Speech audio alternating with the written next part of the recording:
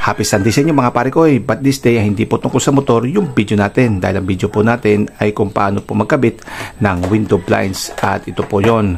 So sa mga interesado po kung saan ko po ito nabili, kung magkano at kung paano magkabit ay panoorin nyo po itong ating video. So nabili po natin to sa online store at ito po ay nagkakahalaga lamang ng 250 pesos dahil ang sukat po nito ay 60 by 160 cm at ito po yung pinakamaliit. Syempre habang lumalaki po to ay nagmamahal po to at yung pinakamahal nito ay approximately nasa 500 pesos pataas yung kanyang presyo.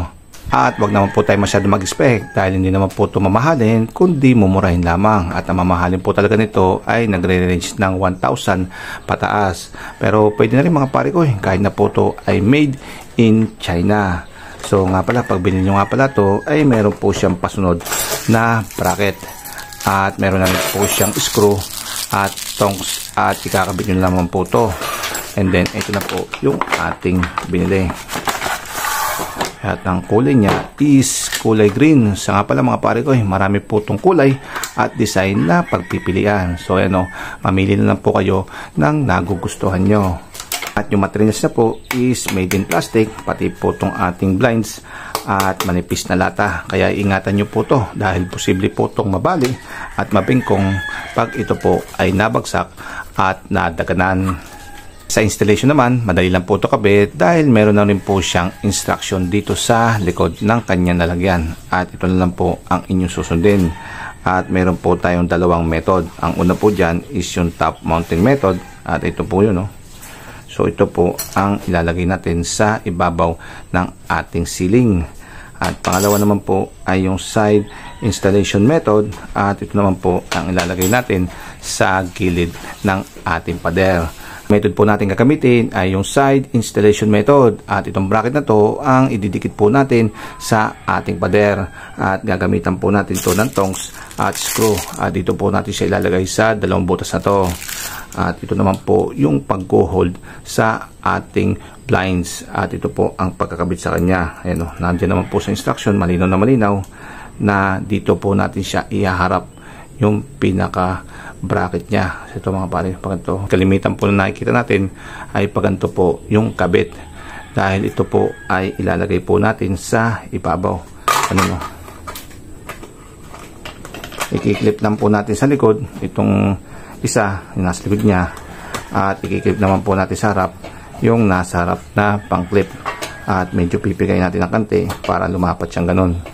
Kaya po nasa harap tong pinaka malapad na to ay pag gusto na po natin siyang tanggalin ay hindi po tayo mahihirapan dahil meron po tayong pambaklas na ganun.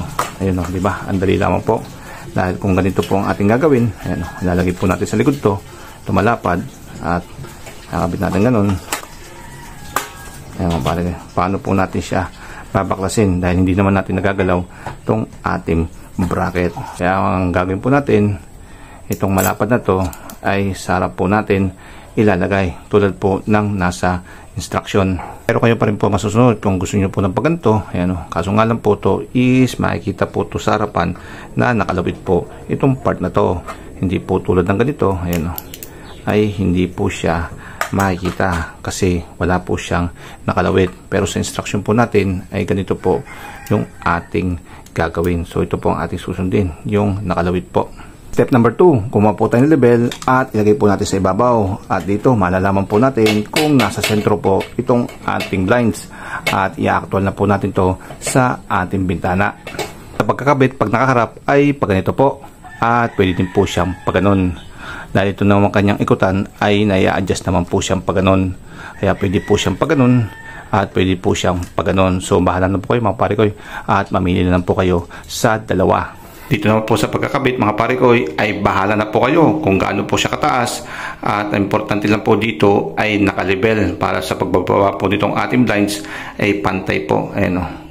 So ito mga pare, after po nito ay kukuha po tayo ng lapis at guguhitan po natin yung ating bracket para po pag tinanggal natin itong ating blinds ay meron na po tayong marka para po mabarinahan po natin at malagyan po natin siya ng tongs. Ito po yung ginawa natin marka kanina at ito po yan. So yan na po, level na level po yan at nalagyan po natin ng marka itong ating mga butas upang mabarinahan natin to. At gagamit po tayo ng level para sigurado pong nasa level po itong ating ginawa. Ayan, pagmarka na po tayo at babarinahan na po natin to at bubutasan. Pagkatapos po natin mabutasan at mailagay itong gamit po itong ating barina, ay ilalagay na po natin itong ating bracket. So ito mga pare ko, tulad po nitong sa kabila. After po natin ma-install yung bracket at malinis yung paligid, ay ikakabit na po natin itong ating blinds. Pero teka mga pare ko, iisang kamay lang ako. So pause muna po at babalikan ko na lang kayo. At ayan mga pare ko, nakikabit ko na po yung ating blinds at ganyan-ganyan lang po magkabit ng blinds sa ating mga bintana. So hanggang dito na po yung ating video. Pero ako hindi pa po ko tapos dahil magkakabit pa po ako ng ibang blinds sa aking bintana. So paalam sa inyo mga pare ko, kita-kits na ulit tayo sa another video. Paalam!